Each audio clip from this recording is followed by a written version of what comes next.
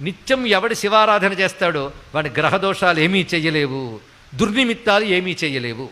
కర్మ కొద్దీ అవి చెయ్యడానికి వచ్చినా ఏమవుతాయి అంటే అగ్ని వైపు వెళ్ళిన మిడతలు ఎలా దగ్ధమైపోతాయో శివారాధకుడిని బాధించడానికి వచ్చినటువంటి గ్రహములు కూడా ఆ విధంగా భస్మవుతాయి తప్ప వాడిని బాధించలేవు అని దుర్జటి మహాకవి చెప్పారండి ఇక్కడ.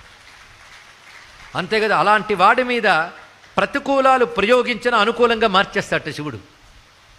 ఎలాగూ అంటే వజ్రాయుధం వేస్తే పూలదండగా మారిపోతుంది. పవి పుష్పంబగు అగ్ని మంచగు అకూపారంబు భూమి స్థలమవు శత్రుండతిమిత్రుడవు విషము దివ్యాహారమవు అవనీ మండలి లోపలన్ శివశివేత్యాభాషణోల్లాసికిన్ శివనీ నామము సర్వవశ్యకరమౌ శ్రీకాళహస్తీశ్వర.